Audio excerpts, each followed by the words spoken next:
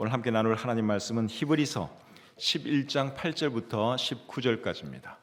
히브리서 11장 8절부터 19절까지 말씀을 저하고 여러분들하고 한 절씩 교독하겠습니다.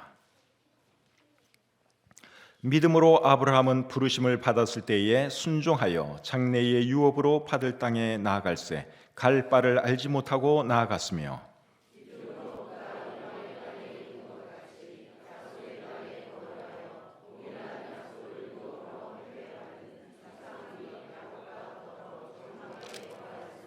이는 그가 하나님이 계획하시고 지으실 터가 있는 성을 바랐습니다.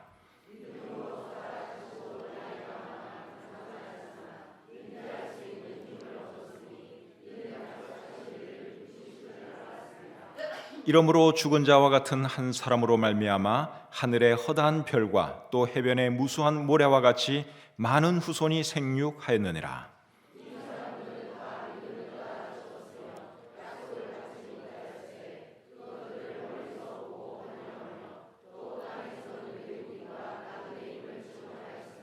그들이 이같이 말하는 것은 자기들이 본향 찾는 자임을 나타냅니다.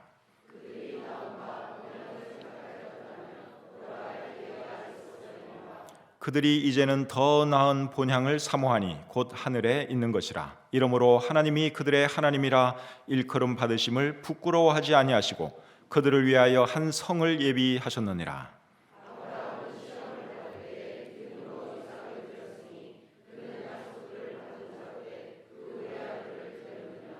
그에게 이미 말씀하시기를 내 자손이라 칭할 자는 이삭으로 말미암으리라 하셨으니 그가 하나님이 능히 이삭을 죽은 자 가운데서 다시 살리신 줄로 생각한지라.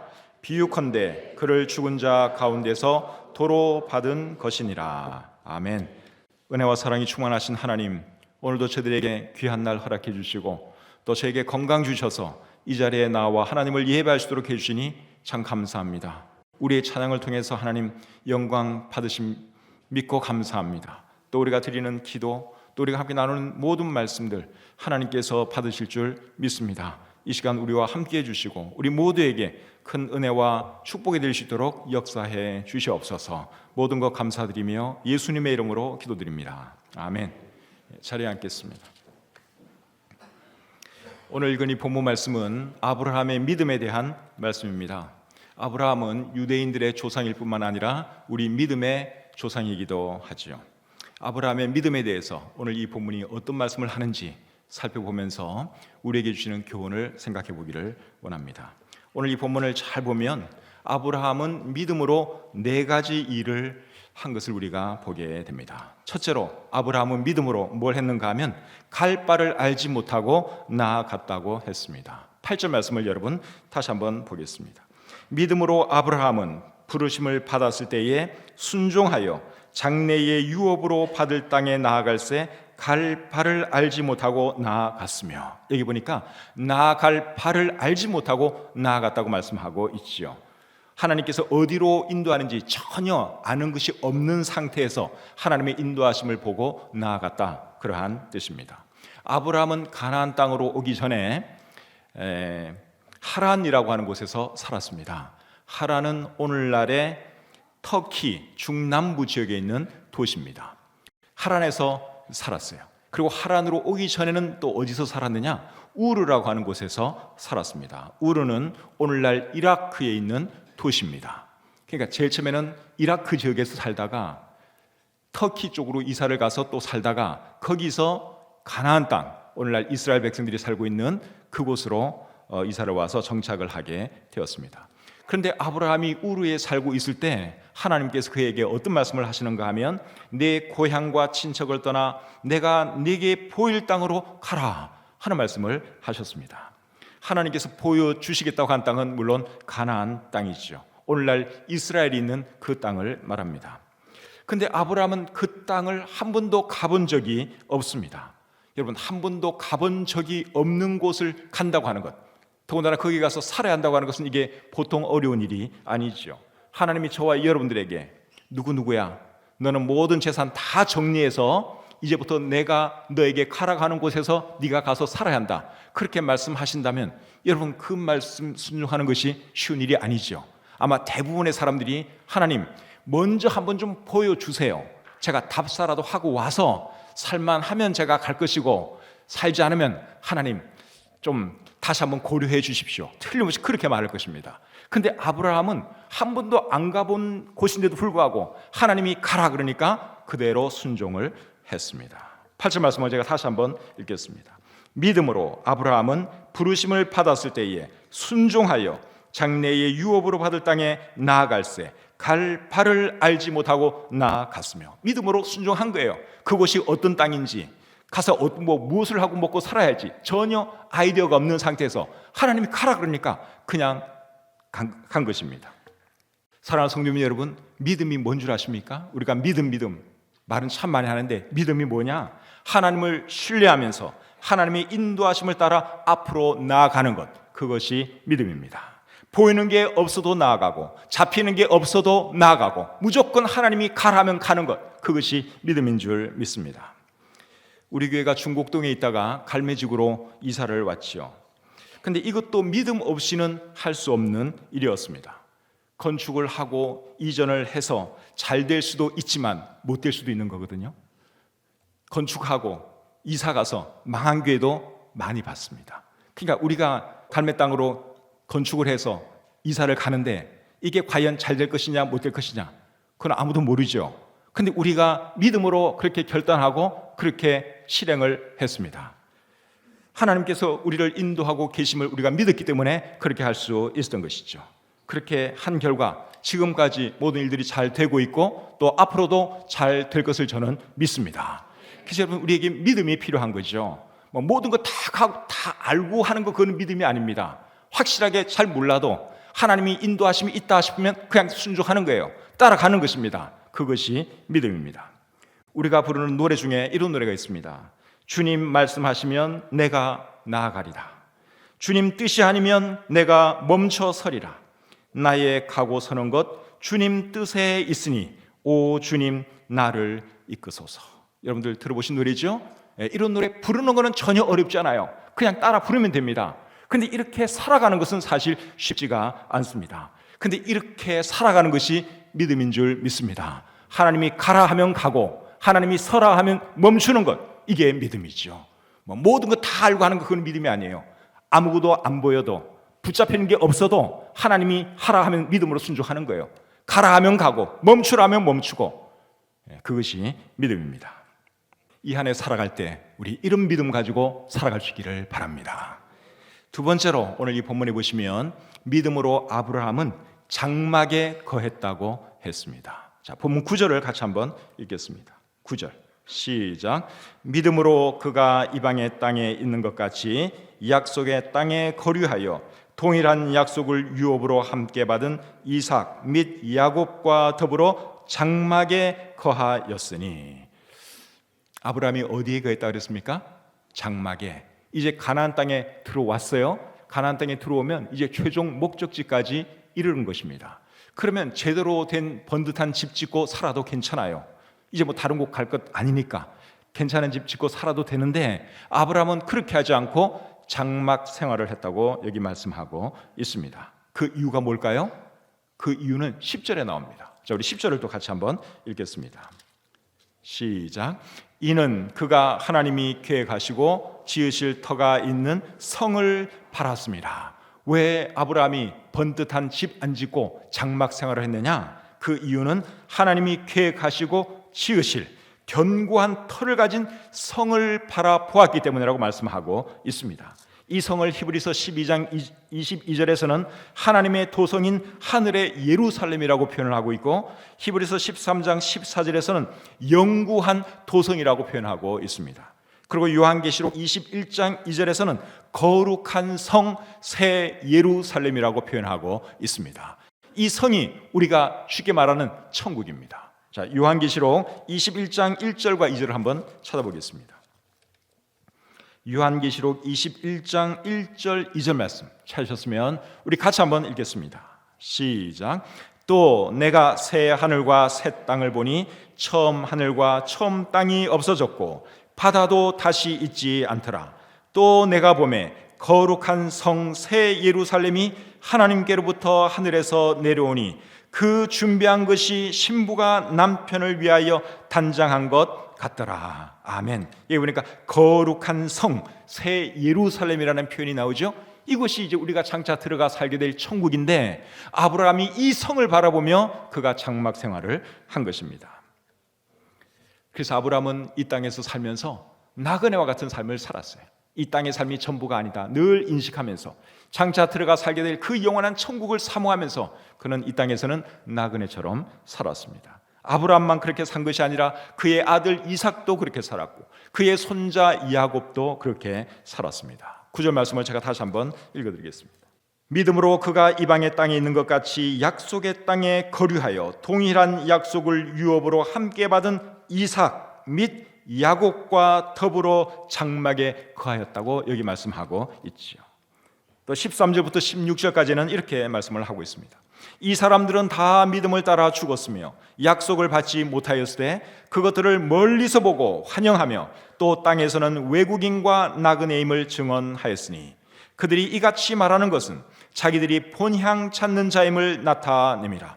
그들이 나온 바 본향을 생각하였더라면 돌아갈 기회가 있었으려니와 그들이 이제는 더 나은 본향을 사모하니 곧 하늘에 있는 것이라. 그래서 아브라함과 이삭과 야곱은 이 땅에 정붙이지 않고 하늘에 있는 그 영원한 천국을 바라보면서 그들이 살았다는 사실입니다. 사랑하는 성도님 여러분, 이 세상은 우리가 영원히 살 곳이 아닙니다. 우리는 잠시 왔다 가는 나그네일 뿐입니다. 베드로전서 2장 11절은 이렇게 말씀하고 있습니다. 사랑하는 자들아, 거류민과 나그네 같은 너희를 권하노니 영혼을 거슬러 싸우는 육체의 정욕을 제어하라. 여기 보니까 거류민과 나그네 같은 너희라고 말씀하고 있어요. 예, 우리는 여러분 이 땅에서 거류민과 나그네와 같은 사람들이에요. 거류민이라는 말은 외국인 체류자를 말하는 거예요. 우리나라에도 외국인 체류자들이 많이 있죠. 그런 사람들을 거류민이라 그래요. 그러니까 우리가 이 땅에서 외국인 체류자요, 그리고 나그네와 같은 사람들이다 하는 말씀이죠. 그러니까 이 땅에 너무 정붙이고 살면 되겠습니까? 안 되겠습니까? 안 돼요. 이 땅에 너무 정 주지 마세요. 이 땅에 정 붙이면 안 돼요. 우리는 잠시 살다 그냥 떠나가는 인생들이에요. 나그네 인생들입니다. 우리가 부르는 노래 중에 죄 많은 이 세상은 내 집 아니네, 내 모든 보화는 저 하늘에 있네, 저 천국 문을 열고 나를 부르네, 나는 이 세상에 정들 수 없도다. 우리 이런 노래 한 번씩 부르는데요, 여러분 이 땅에 정말 정 너무 주시면 안 됩니다. 미련 갖지 마시고 그냥 홀가분하게 살다가 하나님이 오라고 하면 가뿐하게 떠날 수 있는 저와 여러분들이 될 수 있기를 바랍니다. 왜 아멘들을 안 하세요? 이 땅이 되게 좋으신 모양인데요. 최희준 씨가 부른 하숙생, 그 노래도 보면 정일랑 두지 말자, 미련일랑 두지 말자, 인생은, 아시죠 여러분? 정 붙이면 안 돼요. 미련 가지셔도 안 됩니다. 우리가 여행을 가게 되면 여행지가 아무리 좋아도 그곳에 정 안 붙입니다. 호텔방이 아무리 멋지고 근사해도 그곳에 계속 살 생각을 안 합니다. 왜 그렇습니까? 그곳은 내 집이 아니니까 집으로 돌아가야죠. 그곳은 잠시 있다가 그냥 스쳐 지나가는 곳이에요. 아무리 좋아도, 아무리 호텔방이 기가 막혀도 거기서 우리가 계속 살 수는 없습니다. 이 세상이 우리에게 그런 곳이에요. 이 세상은 잠시 살다가 떠나는 곳입니다. 그러니까 이것저것 많이 모으고 살 필요가 없습니다. 젊었을 때는 살 날이 많다고 생각하니까 이것저것 많이 모으고 살 수도 있어요. 그러나 갈 날이 다가오면 정리를 하셔야 됩니다. 내가 지금까지 쌓아온 것들, 모아온 것들 정리할 줄 알아야 돼요. 짐도 정리해야 되고요, 옷도 정리 슬슬 하시기를 바랍니다. 책 많은 사람은 책도 정리해야 돼요. 저도 책 지금 많이 줄이고 있습니다. 또 재산도 정리하고 사진 같은 것도 정리하고. 그래서 어떤 분들은 사진도 안 찍더라고요. 연세가 이제 많이 들어가지고 그거 다 정리할 건데 그거 그대로 두고 가봐야 우리 자식들 그거 정리하라고 골치 아플 테니까 사진도 안 찍는 분도 계시고, 또 너무 그렇게 할 필요는 없지만 여러분 하여튼 정리는 할 필요가 있어요. 집도 정리하고 재산도 정리하고, 너무 빨리 정리해서 너무 빨리 자식들에게 물려주면 그건 또 곤란할 수 있는데, 하여간 정리는 해야 돼요. 정리 안 하면 그게 이제 다 우리 결국 재산 정리 안 하면 그거 가지고 자식들 간에 싸움 납니다. 정리할 거 다 정리하고 가야 되고, 짐 같은 거, 옷 같은 거, 가구 같은 거 다 정리하셔야 돼요. 그거 안 하고 그냥 가버리면 그 여러분들 자식들이 그 정리하느라고 골치 아파요. 이거 버려야 되는지 말아야 되는지 골치 아픕니다. 우리가 정리하고 가면은 깔끔하죠. 우리 김춘자 자매님이 오래전에 쓴 그 간증이 있습니다. 제가 이 간증을 참 진짜 좋아하는데, 우리 김춘자 자매님이 불후의 간증문을 남겼다고 생각이 들어요. 근데 그 간증문 제일 마지막이 내용이 이거예요. 빈손으로 가는 인생, 손이 가벼워지니 마음이 참 편하다. 예전에는 미처 몰랐던 일용할 양식을 주시는 하나님을 경험하며 요즘은 그 어느 때보다 감사하게 살고 있다. 빈손으로 가는 인생, 하늘나라도 가볍게 올라갈 것이다. 그러니까 빈손으로 살면 정말 하늘나라도 부담 없이 갈 수 있습니다. 근데 이 땅에 뭐 쌓은 게 많고 가진 게 많으면요, 그거 아까워서 어떻게 해요? 그러니까 여러분, 하여간에 정리를 해야 된다. 그날이 가까우면 가까울수록 정리를 하셔야 돼요. 옷도 정리하시고, 짐도 정리하시고, 책도 정리하시고, 다 정리하고 진짜 흔적 하나 안 남기고 싹 하는 거, 그게 저는 좋은 인생이라고 생각합니다. 우리는 이 세상에 잠시 살다 가는 나그네예요. 우리의 최종 목적지는 어디입니까? 천국입니다. 우리 자녀와 손주들에게도 이제 그런 것을 가르쳐야 하지요. 오늘 본문 9절에 보면 아브라함은 이삭과 야곱과 더불어 장막에 거했다고 말씀하고 있습니다. 그러니까 아브라함 혼자 그렇게 한 것이 아니라 3대가 다 그렇게 했다, 그 말이죠. 이것은 무엇을 말하는가 하면, 아브라함이 아들과 손자에게 이 세상에서 삶은 나그네 삶이다 하는 것을 그가 제대로 가르쳤다, 그 뜻입니다. 이런 면에서 아브라함은 신앙 교육에 있어서 성공했다고 할 수 있습니다. 여러분, 유태인들은 자녀 교육을 제일 잘 시키는 사람들인데, 이 사람들은 나라 없이 수천 년 흩어 살면서도 그들의 정체성, 그들의 신앙, 그거를 지금까지 계속 이어오고 있습니다. 그런데 그들이 그렇게 할 수 있었던 비결이 뭔가 하면, 자기 자식에게도 자신들의 믿음을 심어주고 손자에게까지 자신들의 믿음을 심어줍니다. 그것이 그들의 비결입니다. 손자들까지만 확실하게 믿음을 심어주면 그 믿음은 이제 계속 이어지는 거예요. 유태인들의 자녀교육 성공 비결이 그거예요. 신앙을 어떻게 그들이 지금까지 계속 이어오고 있느냐? 그겁니다. 자식에게 확실하게 믿음을 심어주고, 그리고 손자들까지 그걸 심어주는 거예요. 그래서 여러분들이 유태인들 회당에 가보면 할아버지, 아버지, 손자 3대가 똑같은 옷을 입고 똑같은 신앙생활을 하는 것을 여러분들이 흔히 볼 수 있어요. 미국에는 유태인 회당이 많습니다.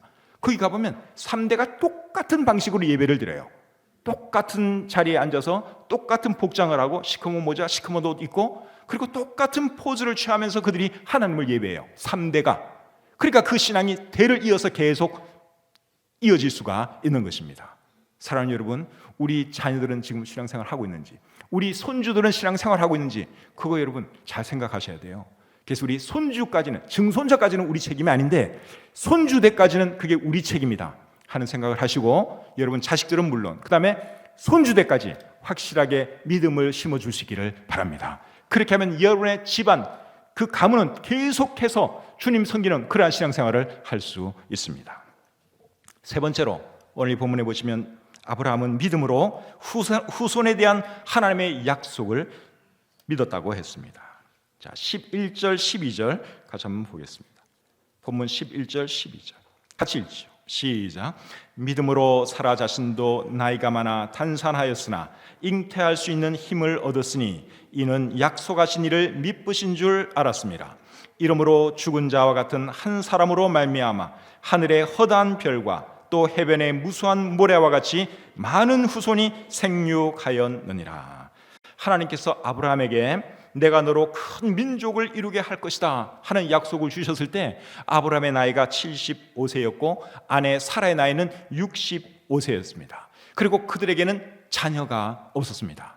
그리고 사라는 이미 아이를 가질 수 없는 그러한 몸이었습니다. 11절에 보니까 사라 자신도 나이가 많아 단산했다고 여기 말씀을 하고 있죠. 하나님께서 약속을 주셨을 때 그들은 자식도 없었고 아기를 가질 수 있는 그런 몸도 아니었습니다. 그런데도 아브라함 부부는 하나님의 그 약속을 철석같이 믿었습니다. 그리고 기다렸습니다.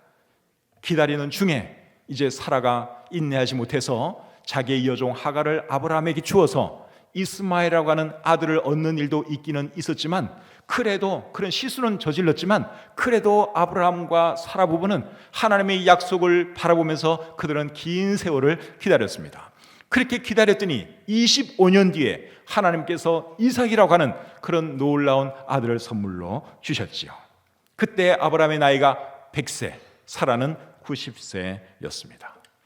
하나님께서 정말 기적적으로 생명을 볼 수 있는 그런 복을 허락해 주신 것입니다. 여러분, 믿음이 뭔 줄 아십니까?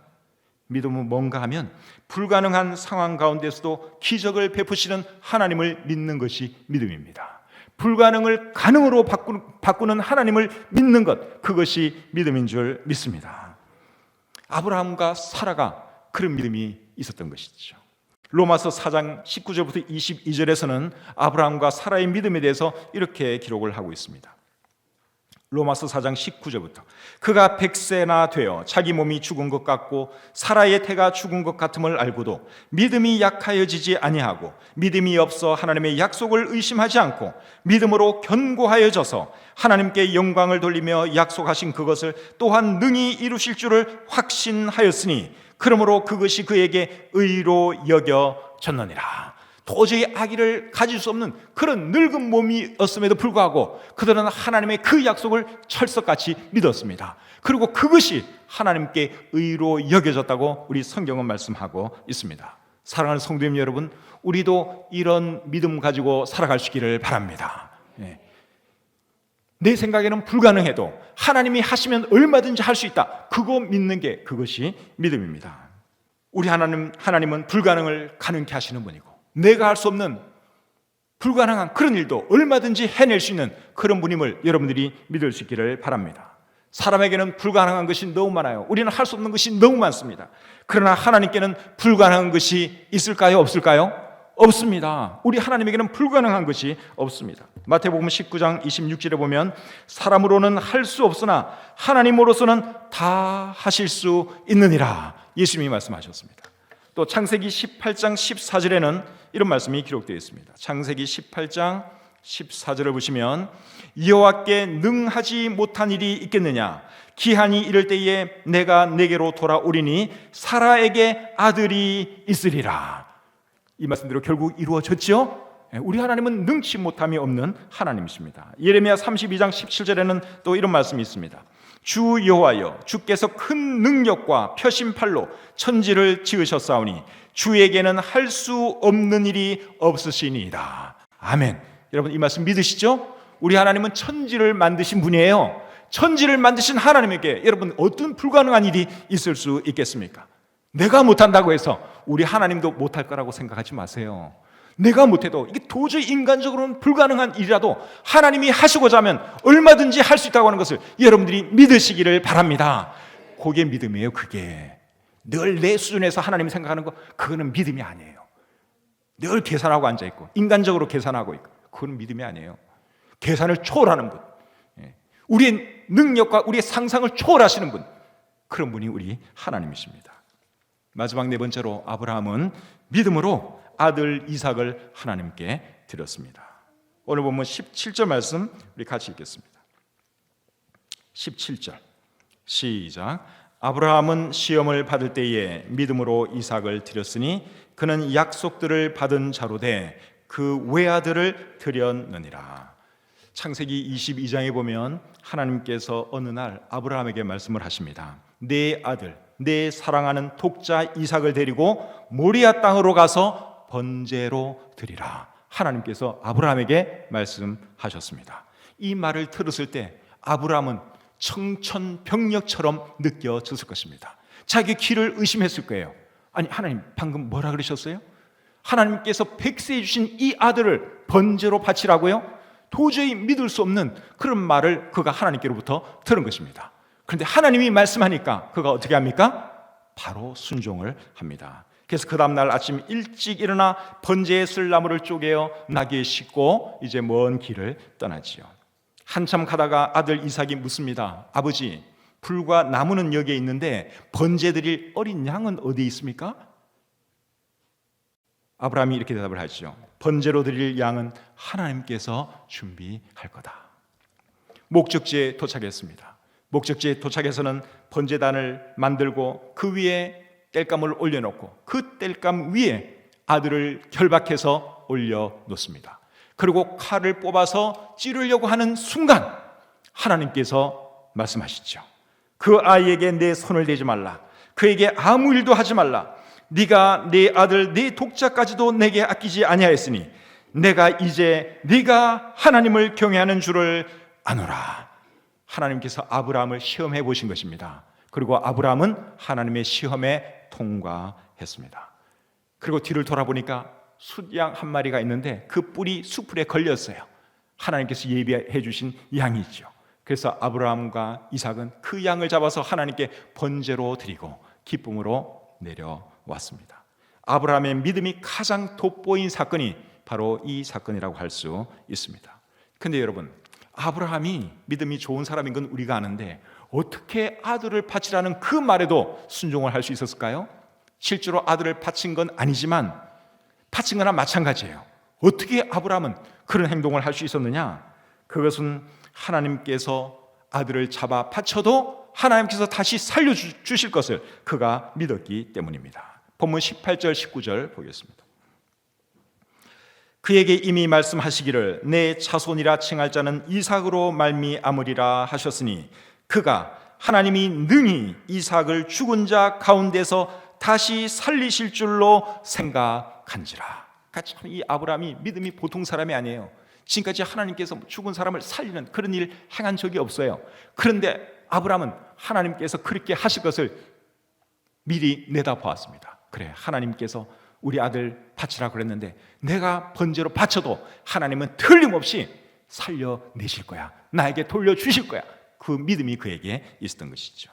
그래서 그렇게 할 수 있었습니다. 창세기 22장에도 보시면 이제 그런 믿음을 우리가 엿볼 수 있는데 창세기 22장 5절에 보시면 이렇게 기록되어 있습니다. 이에 아브라함이 종들에게 이르되 너희는 나귀와 함께 여기서 기다리라. 내가 아이와 함께 저기 가서 예배하고 우리가 너희에게로 돌아오리라. 이제 그 목적지에 거의 도착했을 때 아브라함의 종들에게 여기 기다리라 그랬어요. 아들과 함께 하나님을 예배하고 그리고 우리가 다시 돌아오겠다, 그렇게 말씀하고 있습니다. 나 혼자 돌아오겠다고 안 그랬어요. 우리가 다시 돌아올 것이다. 하나님께서 다시 일으켜 주실 것을 그가 철저하게 믿었던 것을 우리가 볼 수 있습니다. 여러분, 믿음이 뭔 줄 아십니까?